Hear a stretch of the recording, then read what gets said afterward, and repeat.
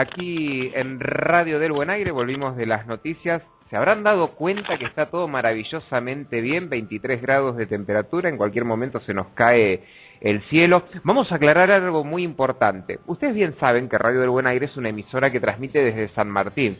Tenemos a nuestros tocayos que intuyo que son los mismos de Radio del Buen Aire que estaba en Vicente López, que se mudan a San Miguel, porque muchas veces nos confunden.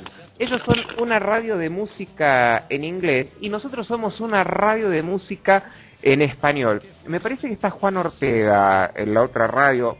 Todos somos el mismo del Buen Aire, hemos salido del mismo lugar, de ahí de Vicente López hace como 20 años atrás. Pero bueno, esto lo digo porque muchas veces cuando empiezan a promocionar las notas, promocionan la otra radio y a lo mejor no se escuchan. Pero bueno, momento de hablar de arte, de cultura, literatura. Uno de los libros que está llegando a todas las librerías de Buenos Aires y gran parte de la Argentina es Estado de Espesura.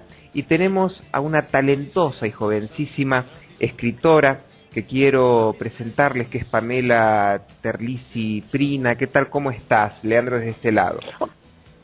Hola Leandro, ¿cómo estás? Buenas tardes. Muy bien, por suerte. ¿Cómo te encuentra este tiempo en que estás presentando esta tu obra? Y la verdad que genial, ¿qué te puedo decir? Estado de Espesura fue un proceso muy satisfactorio.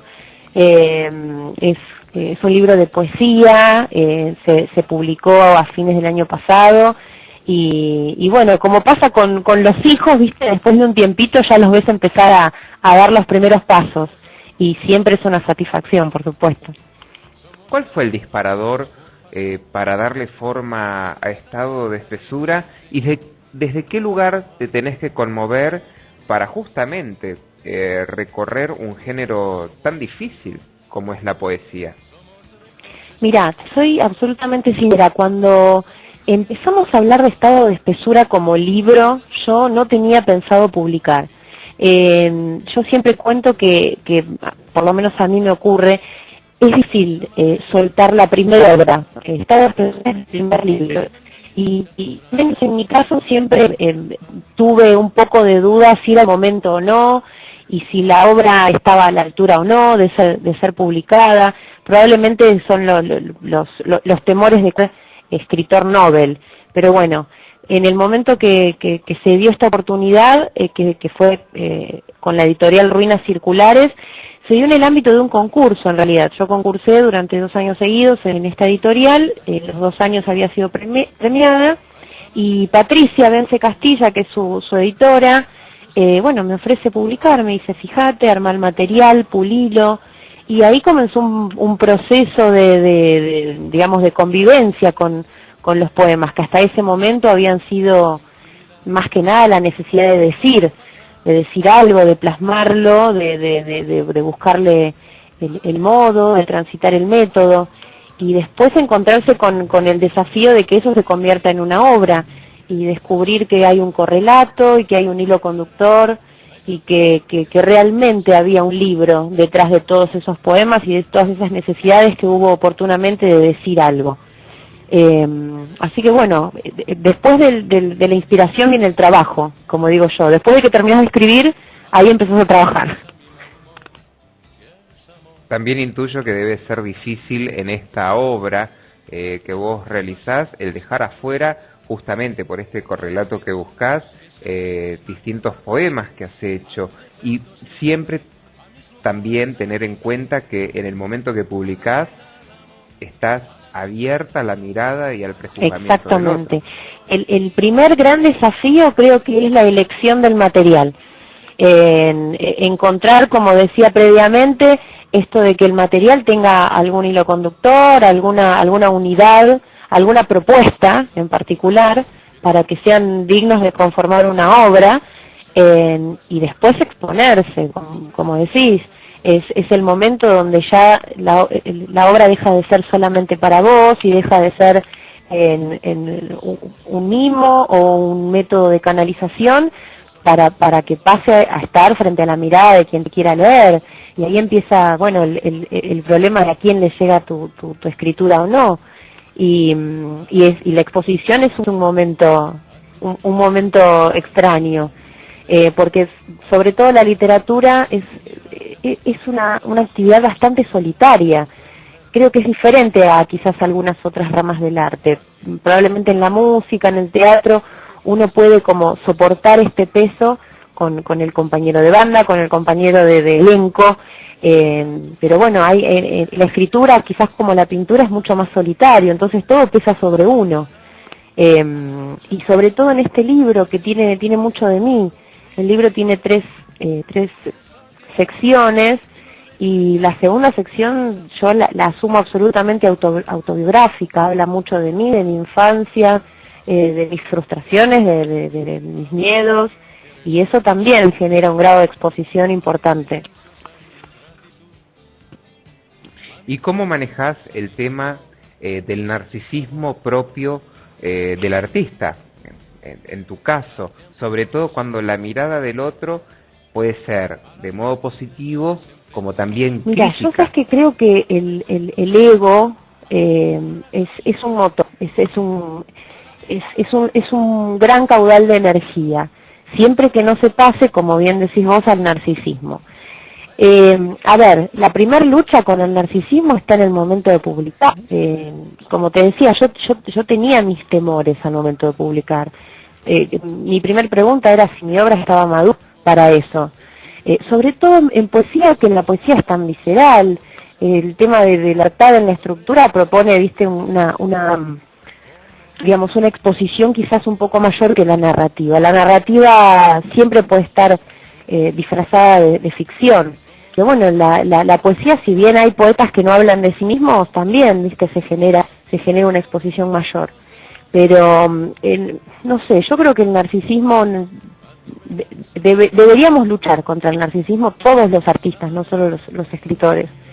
Sí, creo que el ego es un gran motor, pero el narcisismo te aleja de tu obra en todo, porque pasás a tener una especie de postura onanista, si se admite el término, en lo que uno hace, y te alejas del posible lector, porque terminas escribiendo para vos. El narcisismo lo único que hace es reflejarnos, así que uno termina escribiendo para uno mismo, y creo que no es, quizás no es por lo menos no es mi opción. ¿Por qué decidiste dividirlo en 3 partes al libro y justamente mira, hablar de estado de espesura? Te cuento cómo llegamos al título. Había un verso que es de un poema que se llama Libertad, que está dedicado a Liliana Díaz Mindurri, que es la escritora que prologó el libro. El verso es promesa espesura. Y al momento de titular el libro, cosa que a mí se me dificulta mucho, en general con los títulos, me gustaba mucho ese verso. Y la segunda pregunta fue, bueno, si ese verso en realidad no va a pecar un poco de estafa, porque yo decía, estoy prometiendo al lector, promesa de espesura, yo no le puedo prometer nada. Entonces, bueno, fue cambiando, fue mutando ese verso, que me daba la impresión de que la palabra espesura tenía mucho que ver con mi estilo, fue mutando ese verso hasta quedar estado de espesura. Y creo que la espesura no miente, o sea, cuando uno abre el libro encuentra espesura. Yo siempre digo que me asumo una escritora acá, y que estoy muy lejos de tener digamos, un estilo coloquial o minimalista, como hay otros autores. La espesura está presente en las 3 secciones. Y después, bueno, el tema de la separación yo lo sentí como una especie de unidad, quizás no temática, pero sí un hilo conductor en relación a la atmósfera de los poemas. En la primera sección hablo más de lo humano en forma genérica, de la brutalidad de lo humano, de lo insoportable de lo humano como oposición a lo animal, de la esencia humana. Ya en la segunda, como te decía, hay un poco más de autobiografía, un poco más de mí, de mi historia, y en la tercera hay como una mirada un poco más desde afuera, es más objetivista, más descriptiva, si bien en las 3 unidades hay, como te decía, una unidad en cuanto a estilo y a temas, pero en las 3 secciones tuve la sensación de que había un correlato más unido entre los poemas de cada una de las secciones.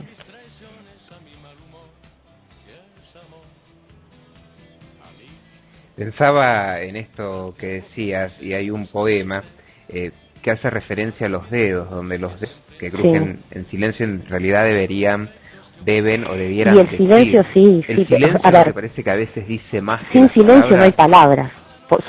Sobre el silencio es que podemos resonar, esa es la realidad. Y a veces el silencio entre las palabras, como decís vos, dice un montón, la longitud del silencio, la profundidad del silencio. Ahora, no sé si vos tenés el libro a mano, pero si te fijás, el poema tiene un acápite de Rodolfo Walsh. Y yo quería hablar... Claro, bueno, yo quería hablar de los dedos que eligen decir lo peor.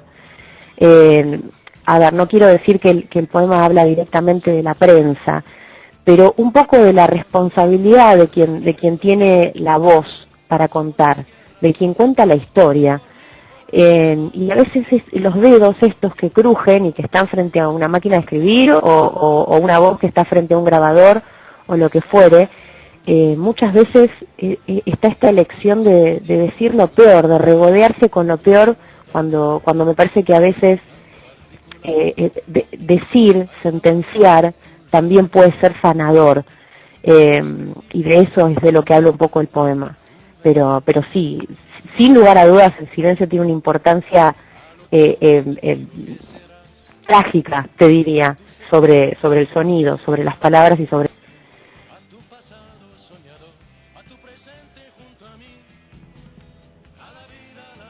Sí. Me gusta mucho la metáfora, las moscas que sobrevuelan al linchera, esas cuentan.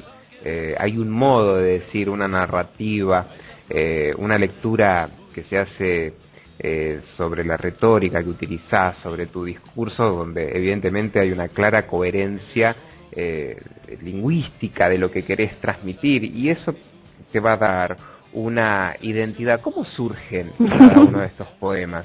Es un momento del día, vas por la vida. Te voy a hacer preguntas. Perfecto, me encanta. Desde la ignorancia total, para que los oyentes lo entiendan. Mira, cuando el operador está callado, significa que la nota está gustando, porque ya lo compramos. Entonces, es nuestro medidor de rating. Significa que los oyentes están escuchando, que eso es fantástico. ¿Cómo surge la poesía? ¿Vas caminando por hay la escritores vida, que confiesan poder escribir sin saber a dónde va la obra? Esto de la escritura libre o semi-inconsciente. Yo confieso todo lo contrario, yo no puedo. Yo necesito tener algo para decir. Necesito, y la inspiración puede salir de 1.000.000 de lugares, y de lugares increíbles. Yo no soy solamente poeta, soy narradora también. Entonces, digamos, el disparador viene de un hecho nimio o de un hecho superficial, simple, y cuando uno lo vuelca al papel es cuando cobra dimensión. En el caso de los poemas, yo necesito, como te decía antes, tener la necesidad de decir algo, tener un enojo, tener una felicidad, tener una frustración, tener una denuncia. Yo siempre comento que yo la poesía la siento un arma para decir. Si bien toda la literatura y todo el arte es un arma, la poesía es tan fuerte porque no hay nada que la ate a la poesía, nada que la limite. Y si uno tiene algo para decir, sea lindo o feo, porque es mentira que la poesía solamente habla de florcitas y corazones, como muchos piensan. Cuando uno tiene algo para decirle, sale porque es visceral, tiene un proceso, ¿cómo decirte?, canalizador. Tiene una gran energía la poesía. La narrativa necesariamente tiene que pasar por un proceso de acción, porque el cuento debe funcionar, debe tener un ritmo particular, tiene que tener un remate, tiene que necesariamente tener paradoja. la poesía está libre de todo eso, y por eso es la madre de todos los géneros literarios, por supuesto.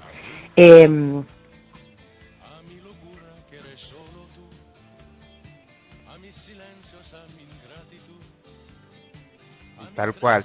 Además hay una teatralidad muy interesante en lo que vos describís en tu poesía.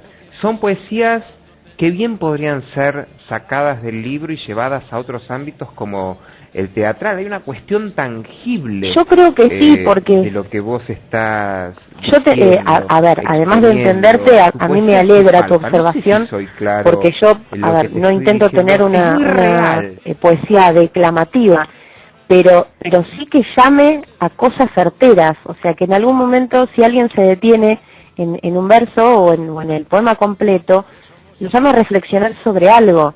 No reflexionar porque necesite tener una postura intelectual frente a la literatura, ni mucho menos, pero a pensar un minuto en, digamos, cuál fue el proceso conector con lo que estoy diciendo, desde qué lugar lo estoy diciendo. A ver, yo no tengo una poesía en metafísica o meramente sonora. En todos los poemas digo algo, hay un mensaje real sobre la vida real, o sobre sensaciones reales que yo quise transmitir. Y lo que vos me decís, por supuesto, me resulta un halago, porque entiendo que digamos que la tarea está cumplida, ¿me explico?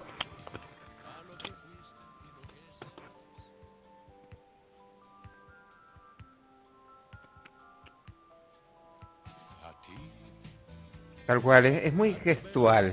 Voy a utilizar un término que quizá nunca te hayan dicho, pero hay una gestualidad manifiesta en la poesía, y tenés un modo lacerante de mostrar. Gracias. Sobre todo, uno de los poemas que leí fue el de los dedos, que pareció una cosa increíble para una chica de tu edad, porque sos una piba.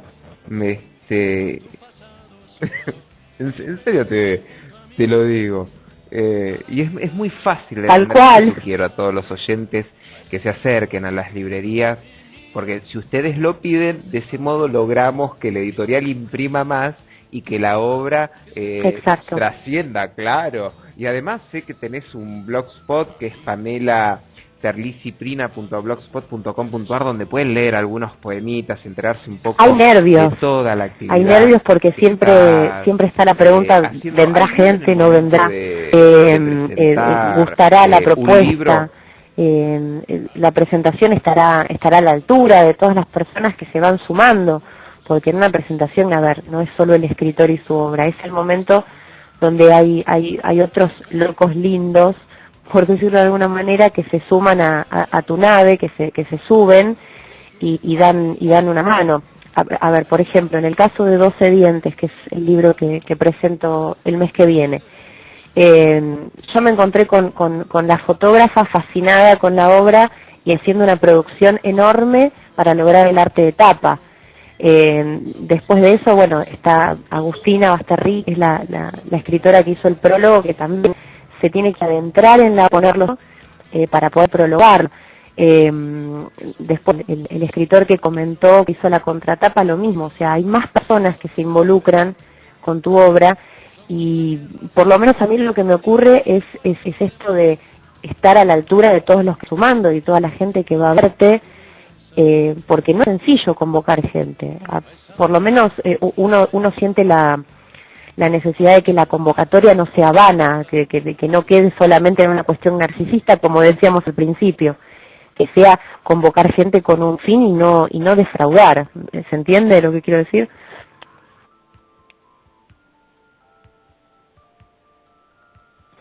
Bueno, básicamente es el género. Estado de espesura es un libro de poesía, y 12 dientes es de cuentos, es un libro de narrativa. Son cuentos breves, algunos son más cortos que otros, pero no son cuentos kilométricos, digamos, se pueden leer rápidamente.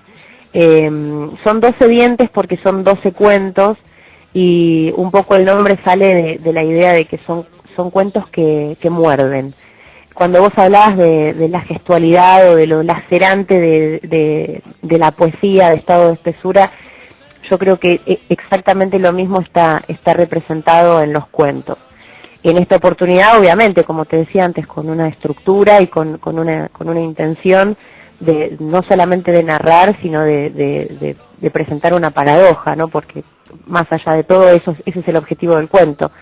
Pero hay la misma densidad, la misma espesura, el mismo campo semántico.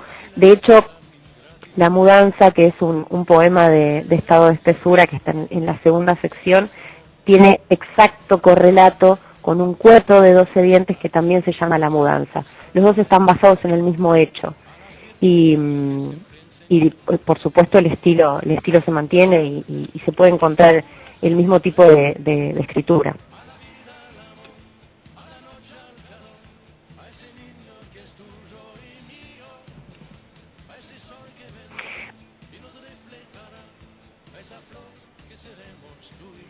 Hay una cotidianeidad que vos mostrás que te ¿Sabes vuelve cercana, y que eso también el yo lector tengo una lo obsesión agradece, con el lenguaje, que es una de hecho se ve mucho en la primera sección del libro.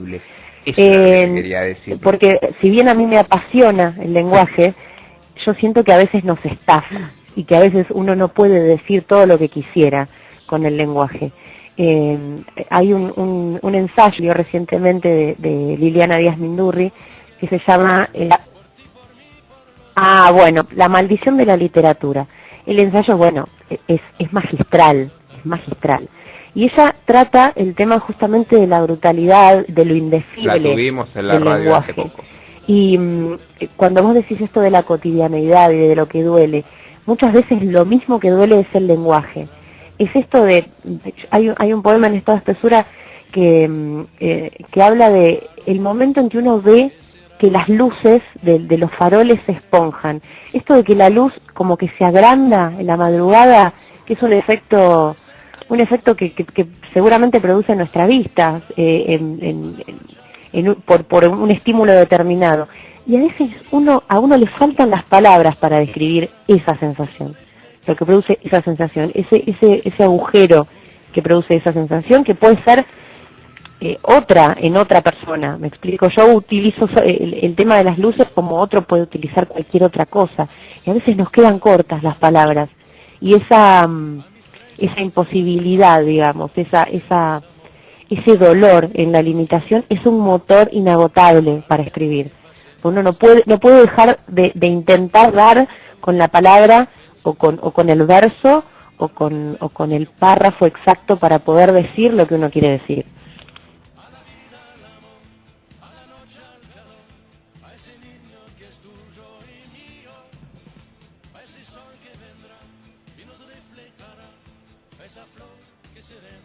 Talentosísima, ¿verdad, gente?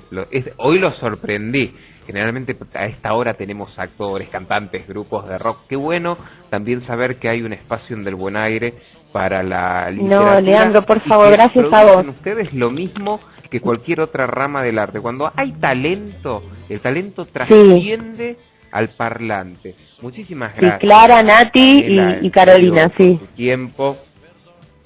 No, agradecemos también a Kiako Anich, que siempre están coordinando todas las notas. Recuerden, todo... Perfecto. Así es. Toda la gente que quiere entrar en contacto con Pamela tienen un blog maravilloso que es decime si lo estoy diciendo bien, pamelaterliciprina.blogspot.com. Ahí van a tener de todas sus obras, extractos. Pidan el material de estos talentosísimos artistas en las librerías, porque de ese modo incentivamos a que la gente no pierda el hábito de Dale, Leandro, un millón de gracias y estamos al habla. Dale, hasta luego. Y entrar en contacto con ella. Y nuevamente te agradecemos. Nosotros te tenemos que dejar porque ya vienen las noticias, pues son un minuto tenemos. No, por favor. Después de las noticias, volvemos al aire. Hasta